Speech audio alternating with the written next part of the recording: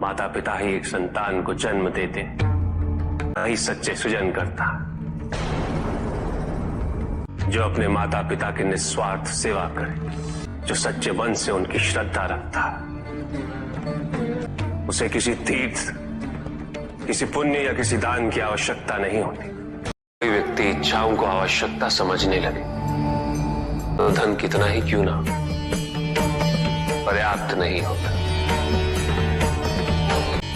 क्योंकि इच्छाएं अंतहीन है। इसलिए मनुष्य कभी ना समाप्त होने वाली इच्छाओं की पूर्ति हेतु धन संचय को ही अपने जीवन का लक्ष्य समझ लेता है। वो लोभी बन जाता है, वो भूल जाता है कि उसके जीवन का मुख्य लक्ष्य ईश्वर के समीप आना।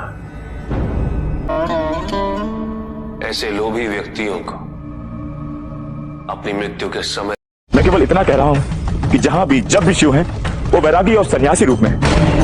गृहस्थ रूप में जो भी है वो शिव नहीं है। मुंड माल धारण किए हुए शिव का वास्तविक रूप ही एकमात्र सत्य है। क्या तुम्हें ये ज्ञात है लकुलेश कि जो मुंडमाल तुम्हारे शिव ने धारण किया उसमें ये मुंड किसके है?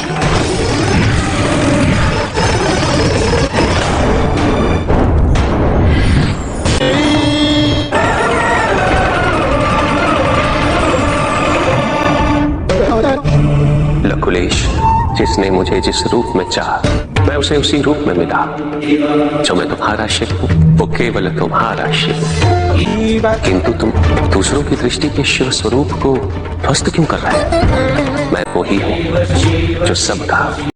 तुम्हारी इस नई यात्रा में अनेक कठिनाइयां आएंगी पुत्र, जिनका सामना तुम्हें स्वयं करना होगा, किंतु मेरा आशीर्वाद सदैव तुम्हारे साथ है।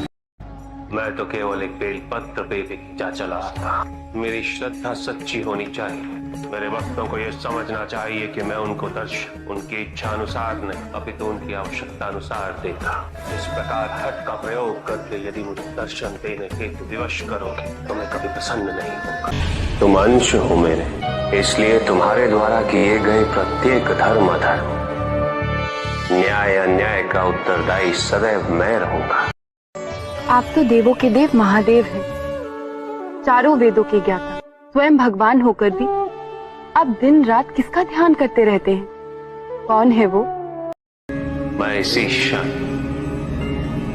तुम्हें अपने कंठ पे धारण कर, जिसे कभी अपनों ने प्रेम और मान नहीं दिया, आज उस जैसे तुच्छ प्राणी को। मेरी दृष्टि में कोई छोटा या कोई बड़ा नहीं होता। सबकी योग्यता एक समान, और छोटा या बड़ा कहलाने से क्या प्राप्त होता? आज मैं ये घोषणा करता हूं कि यदि आज के बाद आपने सती का अपमान करने का प्रयत्न किया तो इस संसार की कोई भी शक्ति आपको बचा नहीं पाएगी। मुझे अभी जाना होगा। कहाँ स्वामी? एक भक्त की भक्ति की परीक्षा लेने। प्रभु, इस मानव अवतार में नारायण किस नाम से जाने जाएंगे?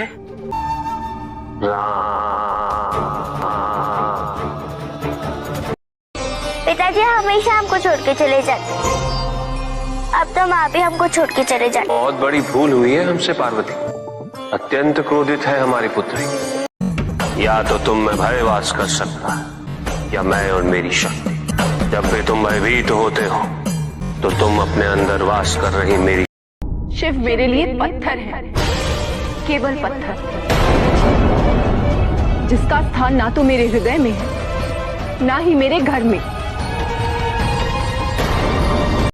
एक समय आएगा सरस्वती, जब मेरी जटाओं से निकली गंगा का संगम तुम्हारे साथ होगा। जिस स्थल पर यह संगम होगा वो तीर्थराज कहलाएगा। इस संगम पर स्नान करने से हर मनुष्य पाप मुक्त हो जाएगा। मैं वो ही हूँ जो सबका और सब में एक ही हूँ। तुम्हें आभास है अपनी माता को दिए हुए एक वचन को निभाने के लिए तुम कितने सारे पाप कर रहे हो। माँ को दिया हुआ वचन पूरा करने में पाप के साथ। महादेव का जन्म कब हुआ? वो अजन्मे है कुमारी, उनका ना आदि है और ना अंत है। एक दिन तुम्हें अपने जीवन के उद्देश्य और उसकी महत्ता का बोध अवश्य होगा, किंतु तब तक तो जब हमारा ध्यान हमारे भीतर हमारे अतीत की ओर केंद्रित करने लगता है। योगिक क्रिया में योगी वो देखिए, वहां बैठे हैं हमारे Mahadev. Like and subscribe, bell icon को जरूर दबाएं और कमेंट में हर हर महादेव जरूर लिखें।